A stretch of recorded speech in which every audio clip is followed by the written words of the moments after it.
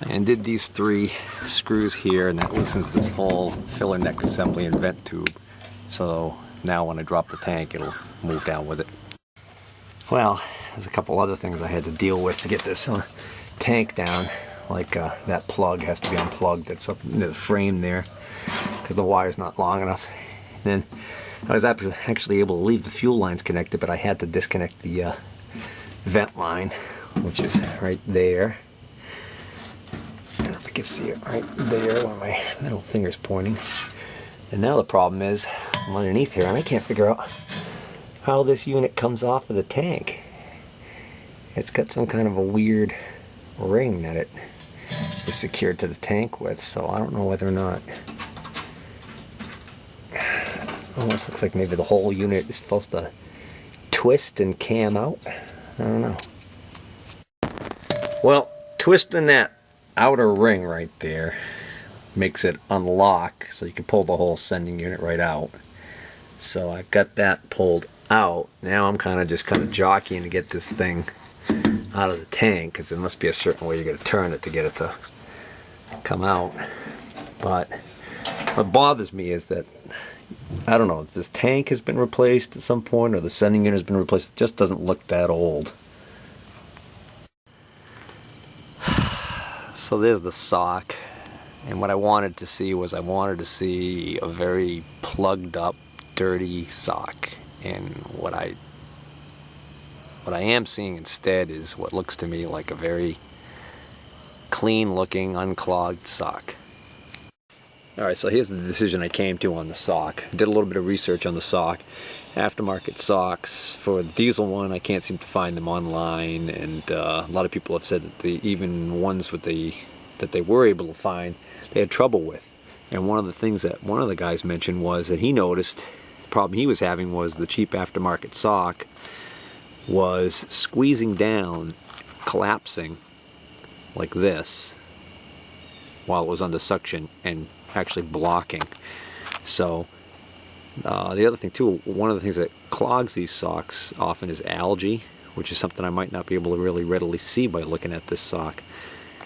So the common wisdom appears to be to omit the sock altogether and install an external inline fuel filter prior to the pump, prior to that lift pump, because that's readily available cheaply at places like Napa and is supposedly easy to install.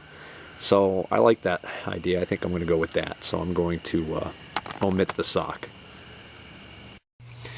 Well, I tell you, getting the tank back up into position is a bear, and if you get a floor jack like this, it's a great way to do it, and then some cribbing, and then once you get it kind of close into position, you push it up, and also it helps for the tank to be empty. My tank was near empty, but even with a little bit of, with the few gallons of fuel that was in it, it certainly made it heavy. Needless to say, this tank has got it's a metal tank, but it's got a plastic jacket on it on the bottom. Anyways, now you're also going to make sure you reconnect the wiring harness for the sending unit before you get it up into that position, because it's almost impossible to get your hand in there to do it. Get that cable out into position, and then also the filler. Make sure your vent hose is connected. Of course, my fuel lines are connected, and the vent line and the filler line is also hard to get in. To reconnect, but I've got everything all connected back up, and I've got it close to position now. So what's nice about the bolts for the strap for the hangers are they're extra long. I'm sure that's by design, so that you can just get them started and then basically use the hangers to help lift it into position.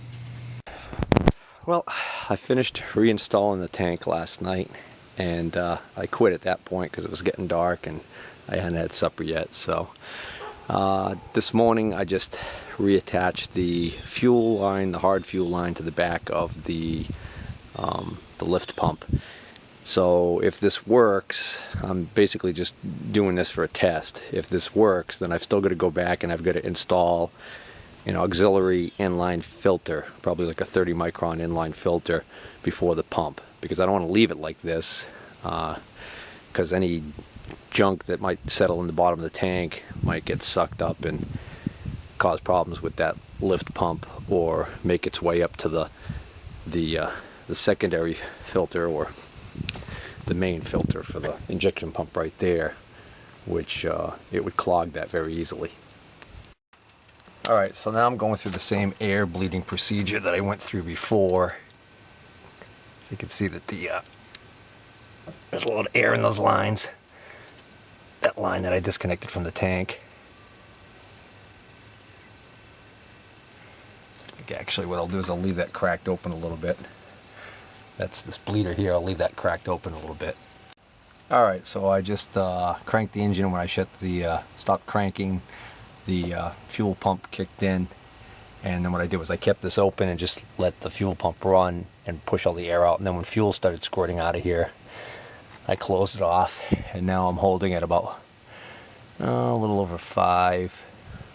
Let's drop it a little bit. PSI. So it should start now. Let's see what happens.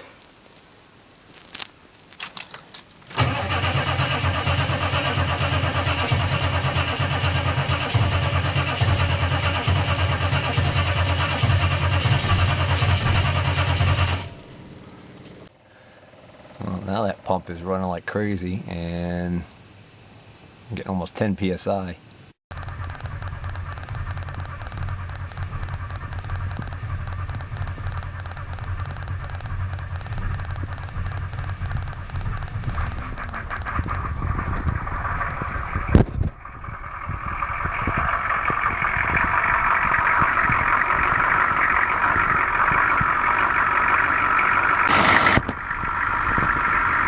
5 psi at idle, already a big improvement.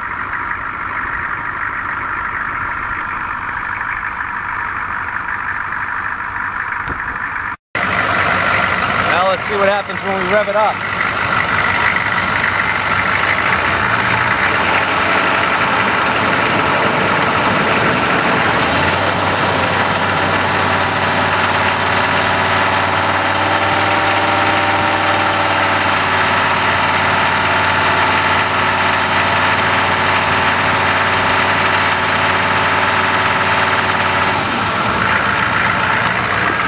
Like that, it dropped down to 3 psi and then actually creeped up a little bit to about 3.5. What a difference.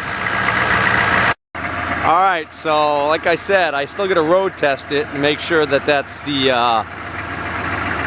the culprit for sure, but it sure looks like it. So it looks like this tank sock was the culprit. Sure sounds a lot better than it has been sounding. So I'm going to get my jack stands out from under there and take it for a ride. Well, I just took a little ride down the dead-end street and back, and stomped on it, and didn't have it once I finished. Before, what would happen is when I would stomp on it and accelerate, I would start to lose power, and then oftentimes when I let off the accelerator, it would just die. But nope, it's holding. Seems to be working well. So now we're going to push our luck and see if it's going to strand me. I'm going to pull out onto this main road as soon as the damn cars let me. And we're going to stomp on it and go up this steep hill. It's going to definitely require some power.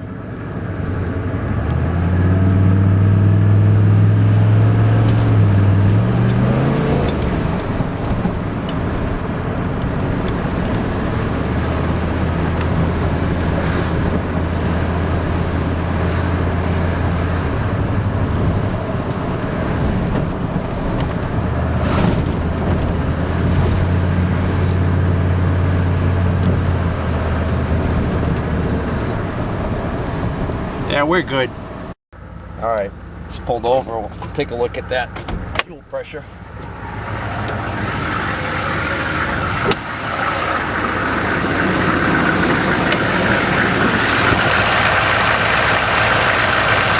Looks good.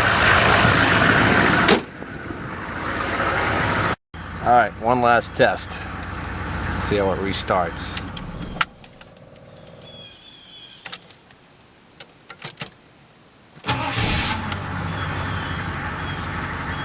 Yes, sir, I like